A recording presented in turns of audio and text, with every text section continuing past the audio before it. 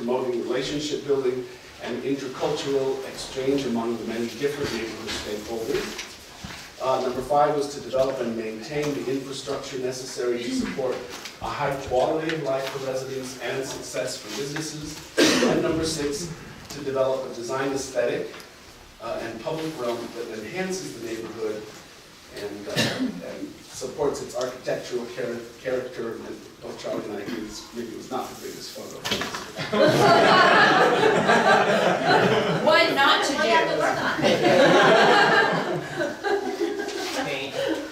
So for that first goal, one of the strategies was put forward is to actually develop a plan, comprehensive corridor-wide housing plan for a range of income levels for renters and homeowners. And there was a lot of discussion about kind of what does that mean, what does that look like. And some of the comments put forward was really thinking about the life cycle of folks in the neighborhood, young folks coming out of high school, out of city, out of state. Is there housing that's affordable to them? Folks that are raising a family, is there housing that meets their needs and is accessible to them?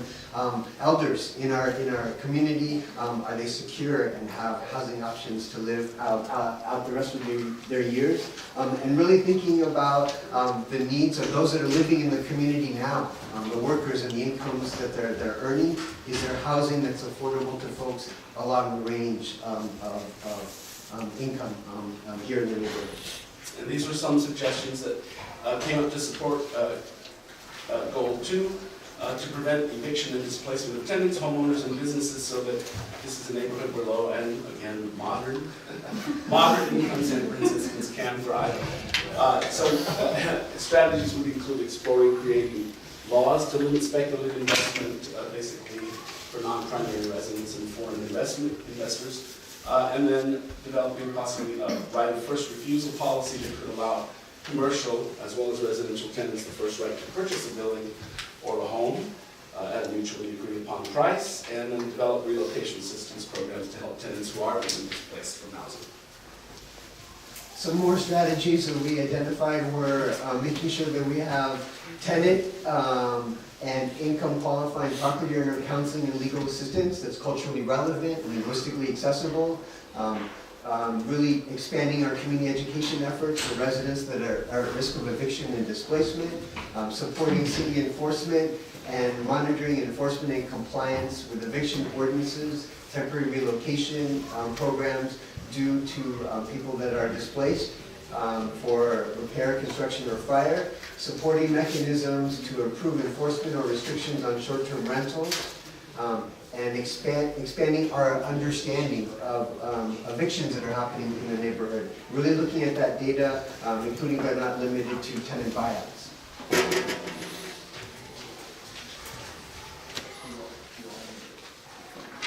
Okay, sorry. Didn't see the scene. Development and enhancing the commercial corridor. Research the positive and negative impacts of different uses within the commercial district, and that would include researching what the current trends are impacting retail and commercial districts. Can this corridor adapt? Where is the commercial leakage occurring? Where the places and the goods folks are shopping for outside of the corridor. Do changes impact affordability? Investigating gaps between what we want and what we have. What are the strengths and the niches within the neighborhood commercial district? What is active ground floor use? Should the definition be updated and compared to other comparisons to other commercial districts in the city and the region? And we want to investigate what the code allows and how to strengthen and complement existing businesses. Develop perhaps an acquisition fund to help small businesses purchase the property where their business is located, and promote and strengthen existing legacy business status program for businesses to increase stability with leases, longer leases. I was part of a community meeting recently where we presented a lot of information and we used a Jeopardy game format. And I was thinking that maybe next time we could have prepared something like that. But for strategy number 4, we talked about how do we support, preserve, and promote the international cultures that are part of our neighborhood, and also a sense of ownership among the diverse groups to increase a sense of belonging and care for the neighborhood. Okay, and number 5, maintaining the infrastructure necessary to support a high quality of life for the residents and success for the businesses. We want to research and assess the feasibility and appropriateness of financing and funding tools that can produce and maintain the infrastructure the community needs and wants. Affordable rental and owner housing supporting home ownership, pedestrian infrastructure, public plazas, transit, and then what are some of the financing tools, maybe the 1% for the arts, or can we have impact fees, or new market tax credits, public-private partnerships, infrastructure financing districts, community benefit districts perhaps, or maybe using green benefit districts. And then I'll allocate funding and staff to create an area plan. And so for our last strategy, we talked about how do we create kind of a design and architectural statement or expectation that can be clearly communicated to developers for new builds. Again, we should love that right there. It's our version of the painted lady. She's a paint. That's so funny. Thank you.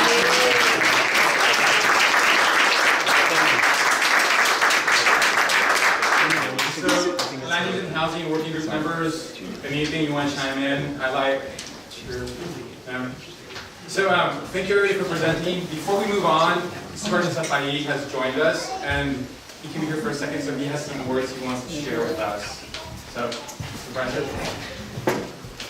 Thanks everyone, I'll be brief. I just wanted to say, first and foremost, thank you to each and every one of you for all the commitment and time that you've put into this. Some of you weren't necessarily there from the very beginning and started to become more looped in and have been active and engaged as we've done this. I think I wanted to give you just a little bit of background. So when I was first elected, one of the very first meetings that I had with Mayor Lee, I talked to him about some of the frustrations that I heard over and over again as I campaigned from residents that lived in our district. Because as you know, I told you all, when I was campaigning, I went door to door. And I knocked on over 7,000 households. Some of you I met on your doorstep for the very first time. And the questions that I asked, one of the questions that I asked were not only how long have you lived here, which sparked a conversation in and of itself, but the second question was, what do you see as our #1 priority for our district? What is your #1 priority for our district? And that's where I heard over and over again the conversation about our commercial corridor, revitalizing our commercial corridor, and getting investment in our commercial corridor, and stabilizing and respecting the existing businesses in our commercial corridor, and all that makes our neighborhood great. But there was a lot of pent-up frustration, so I was expressing that to him. And in that conversation, he said, well, what I would do if I were you is I would convene a planning process. And let's get the community together with, different departments, planning. And I said, Mayor Lee, that's a wonderful idea. So when we sat down in our first budget process, that's where we advocated for, and I saw some of the recommendations that you made about funding. And we sat down and asked Director John Ram and Todd Rufo and his team in Office of Economic and Workforce Development and Neighborhood Investment if they could support this process that we wanted to convene. And then we handed it to them, Rachel and Stephanie and Jorge and Sue and the team all came together, and we never would have expected how many applications we got. And how many, they actually had to go through a vetting process, and some people weren't necessarily selected, but then the idea was, even if you're not a voting member, we're gonna make this open to everyone. And so, here we are, almost a year later, or about a year since we started this conversation, and what a wonderful way to have the last meeting, and now the process is gonna get in there. I just want to reiterate that I really, really appreciate all the time, effort, and energy that each and every one of you, from city staff, Office of Economic and Workforce Development, Jorge, to Stephanie Kahina and the Excelsior Action Group. You heard me say in the very beginning, and I'll say this again, part of this process and this plan, at least in the first phase, was to help and enhance and uplift the Excelsior Action Group and the work that's been going on. They've operated in some ways on a shoestring budget and with some support and a lot of support from the Office of Economic and Workforce Development. But we really wanted to see this process help to inform the work that they did. And now they have a new work plan that they've negotiated with the Office of Economic and Workforce Development. We've asked for and received additional funding for additional staff for their team. We've asked them to expand their scope. And a lot of this work is going to help inform that. So that when Leah has problems, and I'm just using as an example because that was one of the first calls we got, right? Neighborhood notification, change of use. We want to be able to help the Excelsior Cafe and the like of people that are neighborhood small businesses, help open them up and support them in the work that they do. And then on the planning side, having Rachel and her team with Sue and Director Ram and all the effort and energy that you all have put into this and helping to guide this process, we really, really appreciate that. And then each and every one of you from the community giving up your time.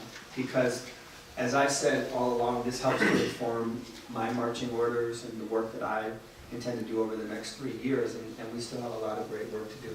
Some of the things happened prior to the end of this process, like I use the example, and I know you've heard me say this before, the proliferation of the cannabis dispensaries.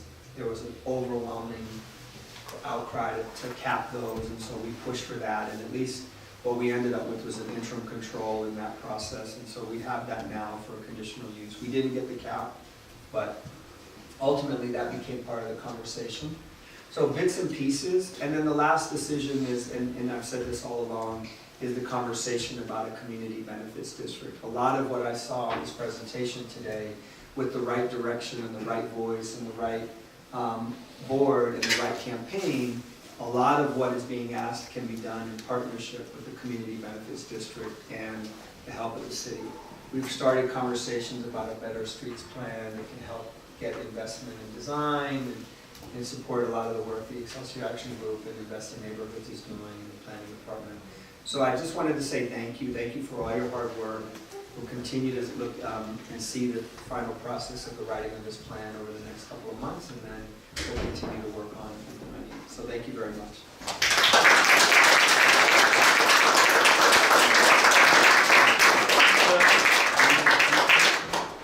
Thank you, Supervisor. So with that, we have about 40 minutes left for the remainder of the agenda. So we'll take about 15 minutes to break down into our sessions, our stations. So each presenter, please go to your station. Land use and housing is inside the classroom. Public realm is here. Business is in the hallway. And mobility is out.